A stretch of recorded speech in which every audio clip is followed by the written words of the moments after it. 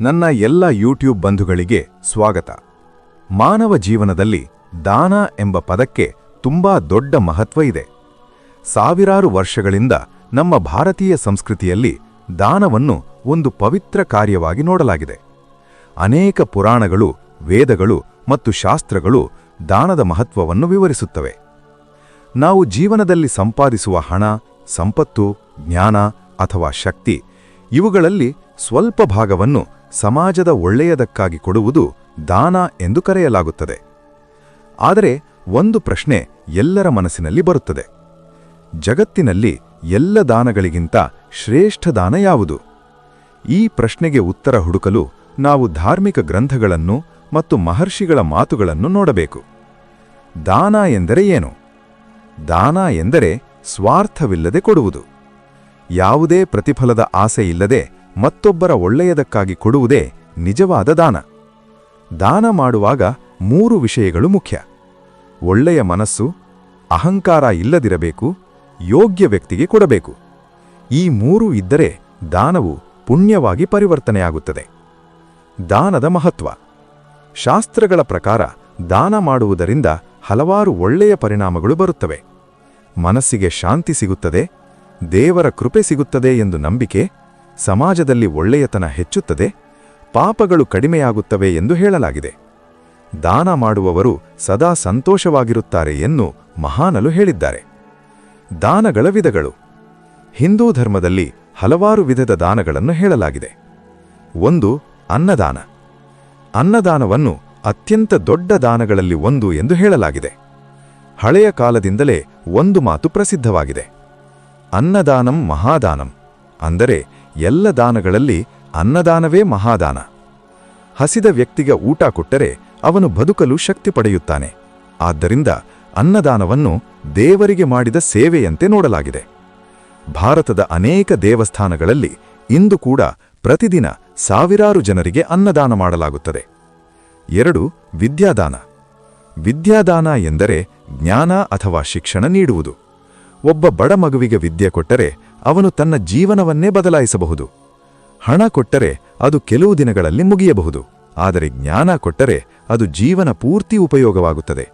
ಆದ್ದರಿಂದ ಅನೇಕ ಮಹರ್ಷಿಗಳು ವಿದ್ಯಾದಾನವೇ ಶ್ರೇಷ್ಠ ದಾನ ಎಂದು ಹೇಳಿದ್ದಾರೆ. 3. ಭೂದಾನ. ಹಳೆಯ ಕಾಲದಲ್ಲಿ ರಾಜರು ಜಮೀನುಗಳನ್ನು ದಾನ ಮಾಡುತ್ತಿದ್ದರು. ಕೃಷಿಗೆ ಮತ್ತು ಜೀವನಕ್ಕೆ ಭೂಮಿ ಬಹಳ ಮುಖ್ಯವಾಗಿರುವುದರಿಂದ ಭೂದಾನವನ್ನು ಮಹಾಪುಣ್ಯಕರ ದಾನ ಎಂದು ಪರಿಗಣಿಸಲಾಗಿದೆ. 4. ಗೋದಾನ. ಹಿಂದೂ ಸಂಸ್ಕೃತಿಯಲ್ಲಿ ಹಸುವಿಗೆ ಪವಿತ್ರ ಸ್ಥಾನ ಇದೆ. ಹಸು ನಮ್ಮ ಜೀವನಕ್ಕೆ ಹಾಲು, ಗೋಮಯ ಮತ್ತು ಇನ್ನೂ ಹಲವು ಉಪಯೋಗಗಳನ್ನು ನೀಡುತ್ತದೆ.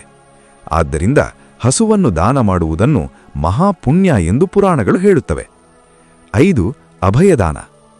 ಅಭಯದಾನ ಎಂದರೆ ಭಯದಿಂದ ರಕ್ಷಣೆ ನೀಡುವುದು. ಒಬ್ಬ ದುರ್ಬಲ ವ್ಯಕ್ತಿಯನ್ನು ರಕ್ಷಿಸುವುದು ಅಥವಾ ಯಾರಿಗಾದರೂ ಭದ್ರತೆ ನೀಡುವುದು ಅತ್ಯಂತ ಮಹಾನ್ ದಾನಗಳಲ್ಲಿ ಒಂದು. ಎಲ್ಲ ದಾನಕ್ಕಿಂತ ಶ್ರೇಷ್ಠ ದಾನ ಯಾವುದು? ಈ ಎಲ್ಲ ದಾನಗಳನ್ನು ನೋಡಿದಾಗ ಒಂದು ಸತ್ಯ ಸ್ಪಷ್ಟವಾಗುತ್ತದೆ. ಹಸಿದವರಿಗೆ ಅನ್ನ ಕೊಡುವುದು ತಕ್ಷಣದ ಸಹಾಯ, ಆದರೆ ಜ್ಞಾನ ಕೊಡುವುದು ಜೀವನ ಪೂರ್ತಿ ಸಹಾಯ. ಆದ್ದರಿಂದ ಅನೇಕ ಶಾಸ್ತ್ರಗಳಲ್ಲಿ ವಿದ್ಯಾದಾನವೇ ಅತ್ಯಂತ ಶ್ರೇಷ್ಠ ದಾನ ಎಂದು ಹೇಳಲಾಗಿದೆ. ಜ್ಞಾನವು ಅಜ್ಞಾನವನ್ನು ದೂರ ಮಾಡುತ್ತದೆ. ಜ್ಞಾನವಿರುವ ವ್ಯಕ್ತಿ ತನ್ನ ಜೀವನವನ್ನು, ಸಮಾಜವನ್ನು ಉತ್ತಮಗೊಳಿಸಬಹುದು. ದೇವರು ನಮಗೆ ಹೇಗೆ ಫಲ ಕೊಡುತ್ತಾನೆ? ಧರ್ಮಗ್ರಂಥಗಳ ಪ್ರಕಾರ ದೇವರು ನಮ್ಮ ಪ್ರತಿಯೊಂದು ಕಾರ್ಯವನ್ನು ಗಮನಿಸುತ್ತಾನೆ ಎಂದು ನಂಬಲಾಗಿದೆ. ನಾವು ಮಾಡುವ ಒಳ್ಳೆಯ ಕೆಲಸಗಳು ಪುಣ್ಯ ಆಗಿ ಸಂಗ್ರಹವಾಗುತ್ತವೆ, ಕೆಟ್ಟ ಕೆಲಸಗಳು ಪಾಪ ಆಗಿ ಸಂಗ್ರಹವಾಗುತ್ತವೆ. ಈ ಪಾಪ ಮತ್ತು ಪುಣ್ಯಗಳ ಆಧಾರದ ಮೇಲೆ ನಮ್ಮ ಜೀವನದಲ್ಲಿ ಫಲಗಳು ಬರುತ್ತವೆ ಎಂದು ಹೇಳಲಾಗುತ್ತದೆ. ಕರ್ಮದ ನಿಯಮ. ಭಾರತೀಯ ತತ್ವಶಾಸ್ತ್ರದಲ್ಲಿ ಒಂದು ಮಹತ್ವದ ಸಿದ್ಧಾಂತ ಇದೆ. ಯಾವುದೇ ಕೆಲಸ ಮಾಡಿದರೂ ಅದರ ಫಲ ತಪ್ಪದೆ ಸಿಗುತ್ತದೆ. ಇದನ್ನೇ ಕರ್ಮದ ನಿಯಮ ಎಂದು ಕರೆಯಲಾಗುತ್ತದೆ. ಒಳ್ಳೆಯ ಕೆಲಸ ಮಾಡಿದರೆ ಒಳ್ಳೆಯ ಫಲ ಬರುತ್ತದೆ, ಕೆಟ್ಟ ಕೆಲಸ ಮಾಡಿದರೆ ದುಃಖಕರ ಫಲ ಬರುತ್ತದೆ. ಪಾಪ ಮತ್ತು ಪುಣ್ಯ ಎಂದರೆ ಏನು? ಪುಣ್ಯ. ಒಳ್ಳೆಯ ಕೆಲಸಗಳನ್ನು ಮಾಡಿದರೆ ಅದು ಪುಣ್ಯವಾಗುತ್ತದೆ. ಉದಾಹರಣೆ, ಬಡವರಿಗೆ ಸಹಾಯ ಮಾಡುವುದು, ಹಸಿದವರಿಗೆ ಊಟ ಕೊಡುವುದು, ಸತ್ಯ ಹೇಳುವುದು, ದೇವರನ್ನು ಭಕ್ತಿಯಿಂದ ಪೂಜಿಸುವುದು. ಇವು ಪುಣ್ಯಕರ ಕಾರ್ಯಗಳು. ಪಾಪ. ಇನ್ನೊಬ್ಬರಿಗೆ ಹಾನಿ ಮಾಡುವ ಕೆಲಸಗಳು ಪಾಪ ಎಂದು ಪರಿಗಣಿಸಲಾಗುತ್ತದೆ. ಉದಾಹರಣೆ: ಸುಳ್ಳು ಹೇಳುವುದು, ಮೋಸ ಮಾಡುವುದು, ನಿರಪರಾಧಿಗಳನ್ನು ನೋಯಿಸುವುದು, ಕಳ್ಳತನ ಮಾಡುವುದು. ಇವು ಪಾಪಕರ ಕಾರ್ಯಗಳು. ದೇವರು ಫಲ ಕೊಡೋ ಸಮಯ.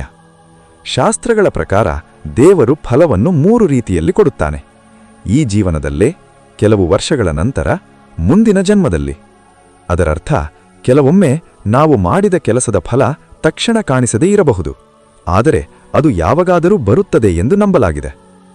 ದಾನದ ಹಿಂದಿರುವ ದೊಡ್ಡ ಸತ್ಯ: ದಾನ ಮಾಡುವುದರಿಂದ ಕೇವಲ ಪುಣ್ಯ ಮಾತ್ರ ಸಿಗುವುದಿಲ್ಲ, ಅದು ನಮ್ಮ ಮನಸ್ಸನ್ನು ಶುದ್ಧ ಮಾಡುತ್ತದೆ, ಸ್ವಾರ್ಥ ಕಡಿಮೆಯಾಗುತ್ತದೆ, ಇನ್ನೊಬ್ಬರ ಬಗ್ಗೆ ಕಾಳಜಿ ಹೆಚ್ಚುತ್ತದೆ. ಅದರಲ್ಲೇ ದಾನದ ನಿಜವಾದ ಮಹತ್ವ ಇದೆ. ಕೊನೆಯ ಮಾತು: ಜಗತ್ತಿನಲ್ಲಿ ಎಲ್ಲ ದಾನಗಳಿಗೂ ತಮ್ಮದೇ ಆದ ಮಹತ್ವ ಇದೆ. ಅನ್ನದಾನ, ವಿದ್ಯಾದಾನ, ಭೂದಾನ, ಗೋದಾನ ಇವೆಲ್ಲವೂ ಮಹಾನ್ ದಾನಗಳು. ಆದರೆ ಮನಸ್ಸಿನ ಶುದ್ಧತೆಯಿಂದ ಮಾಡಿದ ದಾನವೇ ನಿಜವಾದ ದಾನ.